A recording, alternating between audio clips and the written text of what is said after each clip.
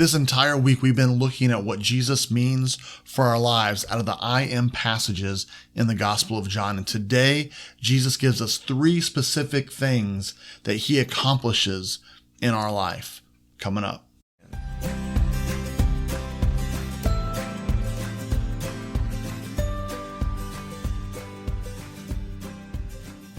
Hello and welcome once again to the One Verse Daily Devotional. My name is Matt, and here on the devotional, we look at just one simple verse every single day to grow a little bit deeper in our faith. And this week, we've been looking at the I am passages of Jesus, where he makes these statements that all begin with I am. Why? Because he was claiming to be God. It goes all the way back to the story of Moses when he was before the burning bush in the book of Exodus, and God tells Moses to go free the people, the Israelites, from the people of Egypt. And Moses says, well, who should I say sent me? What's your name, God?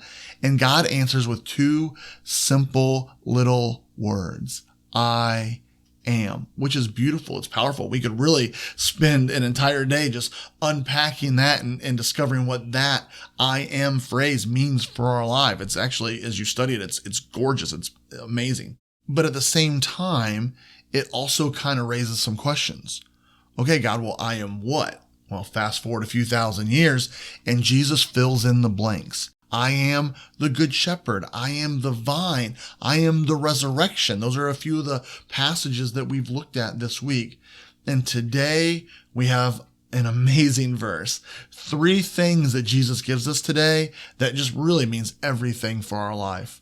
Our one verse comes out of the Gospel of John, chapter 14, verse 6. And it says, Jesus answered, I am the way and the truth and the life. No one comes to the Father except through me. Well, I love how this verse starts. It says, Jesus answered. Well, okay, what did he answer? Well, John 14 starts with Jesus telling the disciples a famous passage where he says, I'm going to go away. I'm going to go and prepare a place for you. A famous passage, right? A famous verse if you've grown up in the church and you're familiar with it. If not, no big deal. We're going to explain it a little bit. But he says, I'm going to go away. I'm going to prepare a place for you. And then one day you're going to come and be with me in my presence with my Father. And so Thomas, and I'm pretty sure this would be the same doubting Thomas.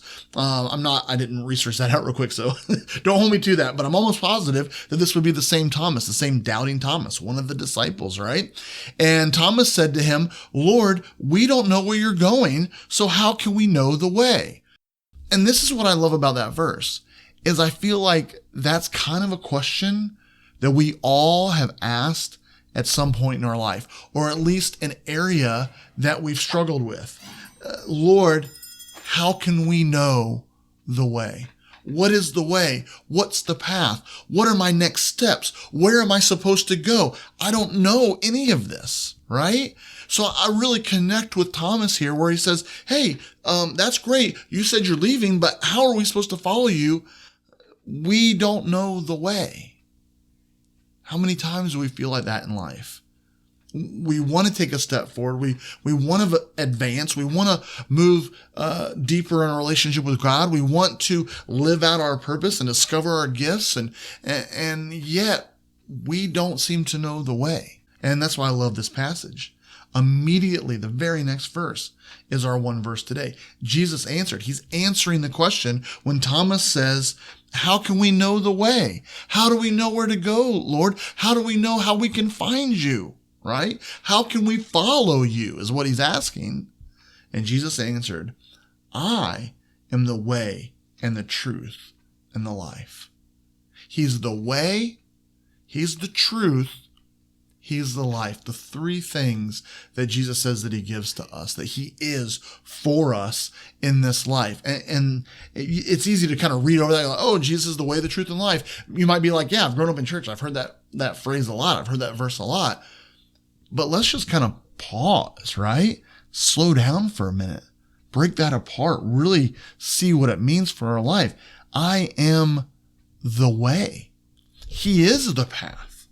And so many times we're like, well, I don't know what God's will is for my life. Maybe you've asked that same question. I don't know what God's will for my life is. I don't know what the next step is. I don't know the path. I don't know the way. The closer you get to Jesus, the more it uncovers his will for your life. The closer you get to God, the more he allows you to live out your gifts and skills and abilities, the more you see your purpose. So we want this just like, like a fortune cookie that we break open from God that says, oh, I'm supposed to have this job and marry this person and live in this place, and accomplish this goal for my life.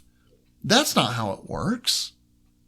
But Jesus says here, I am the way. So the closer we get to Jesus, the more we uncover the path, right? The more we uncover the way for our life, because the way for our life is Jesus. Do you see how that works? So if you're like, man, Matt, I don't know what God's will is for my life. That's fine. Keep getting closer to God. Keep getting closer to Jesus. He is the way. So the closer you get to him, the more you'll discover the way.